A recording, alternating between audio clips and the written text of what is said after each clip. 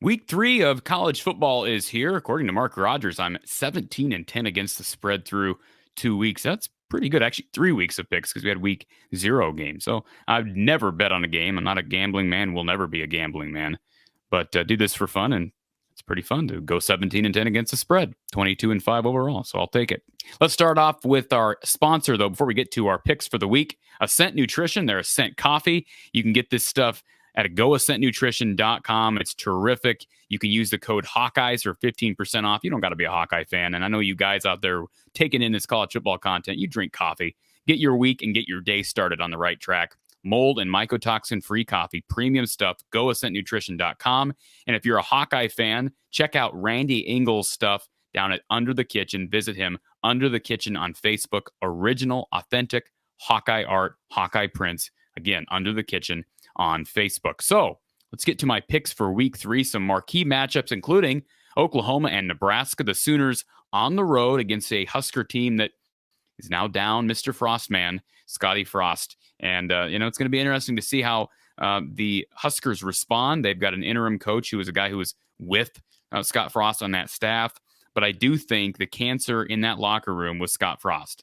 And we'll see if that pans out, but I would not be surprised to see Nebraska start to win. This would be the one, I've said this before, that's the one job, given their struggles over these last 2 seasons, that I would advocate for a change during the season. Nebraska went ahead and made that change. I could see them starting to win some games, maybe even becoming bowl eligible. Wouldn't that be something without Scott Frost? I like Oklahoma to win this game, though, and they're 11.5-point favorites. I think they cover that number. I think Nebraska keeps it close for a while, but just too much scoring for that really subpar Nebraska defense to keep up with.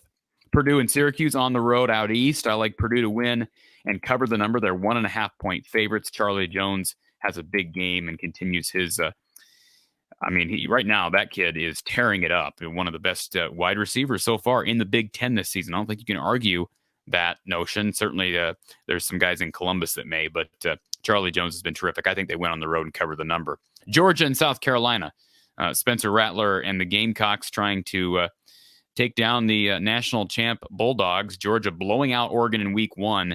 That's a really, really good offense. I mean, we're talking, last year we think of that team as a good offense, but, they prided themselves on defense.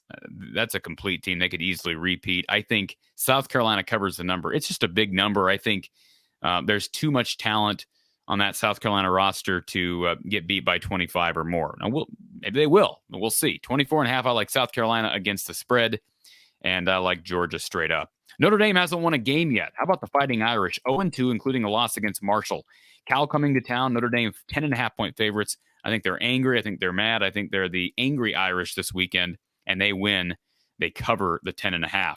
Penn State and Auburn, the back end of a home-and-home series between the Nittany Lions and the Tigers. I like Auburn to win this game. I like them to cover. Penn State 3-point favorites. BYU and Oregon. This should be a fun one out in Autzen Stadium in Eugene. Of course, the Ducks 3.5-point favorites. I like Oregon to win this game straight up. I like them to cover the number. BYU has scheduled tough, but I think Oregon might be catching them at the right time. I like the Ducks in both categories. Fresno State and USC. The Trojans playing at home here. Fresno State was in a battle, came up short against the Beavers last week. I like USC to win and cover the 12.5. Kansas and Houston. This is a fun one. These two teams have played in a combined 6 overtimes through 2 weeks. 6 overtimes. We're talking 3 different games, 6 overtime periods. I like Houston to win the game straight up. Kansas covers. This game could go to overtime, but Houston wins the game. Mississippi State and LSU.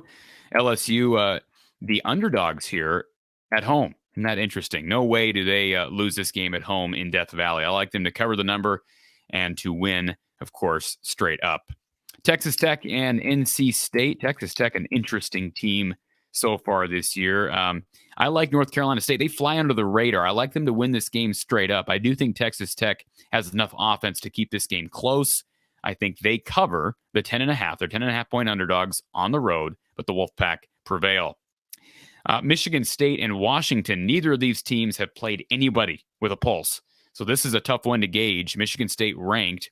On the road, though, at Washington. Washington, 3.5-point favorites. I like Michigan State to win this game, but this is a tricky one. I mean, this is a hard one to judge. Vegas likes Washington, despite the fact that Michigan State's coming in there as the ranked team. I like Michigan State to win straight up and to cover the number. And finally, Miami, Texas A&M.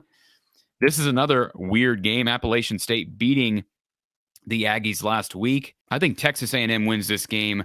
I'll say Miami covers the 5.5. They're 5.5-point favorites, but I think Texas A&M wins this game at home. I think they bounce back after that ugly loss to Appalachian State. And of course, we can't forget Iowa and Nevada. Iowa right now, the line has moved to they're being 23-point favorites. I'm taking Nevada against that number, folks. I just, until they prove they can score that many points, in no way would I ever take Iowa against that number. Now, again, I would never bet on a game.